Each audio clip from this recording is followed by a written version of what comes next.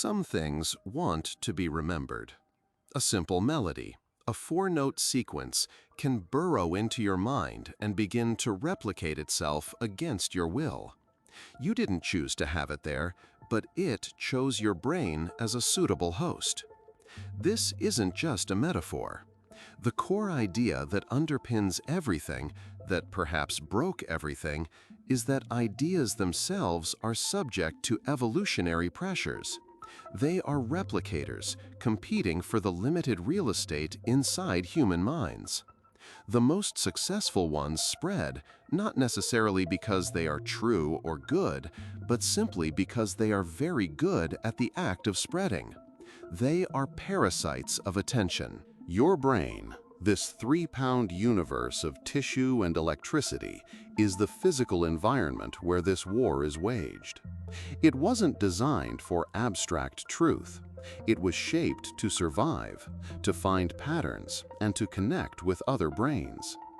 Every synapse that fires, every memory that forms, is a potential foothold for a new conceptual organism.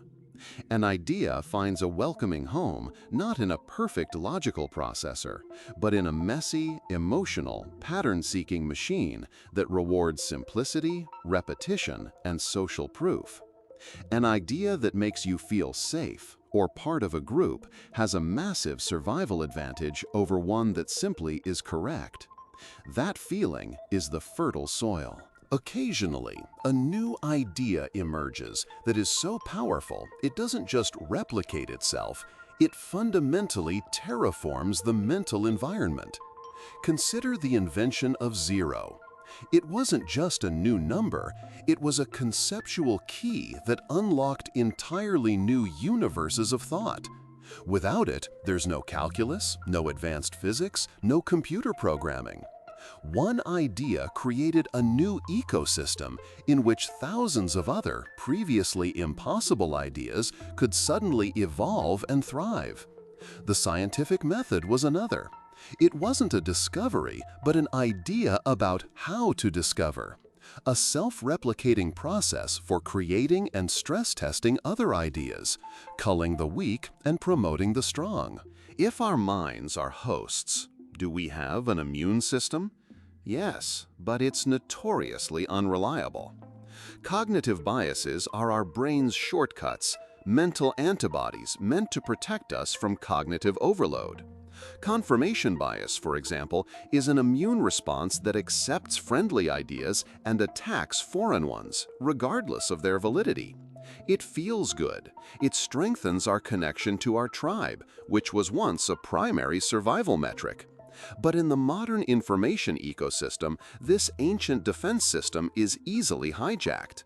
A thought pathogen can design itself to look familiar, to flatter our existing beliefs, slipping past our defenses and setting up residence as if it belonged there all along. Look back through history, and what you see is not just a story of people, but a fossil record of extinct ideas. Entire pantheons of gods, once holding the power of life and death over millions, now exist only as myths. The four humors of medicine, the geocentric model of the universe, the divine right of kings. These were once powerful, dominant organisms of thought. Why did they die? Their environment changed. A new, fitter idea like heliocentrism didn't just win an argument, it starved its predecessor of hosts. It explained the world better, it made better predictions, it was a more efficient replicator in the minds of astronomers and navigators. The old idea simply couldn't compete. This raises a dizzying question. What if everything we call reality is just the current, temporary, winning ecosystem? Our laws, our economies, our morals, our very sense of self. Are these things objectively real, or are they simply the most dominant ideas that have survived to this point?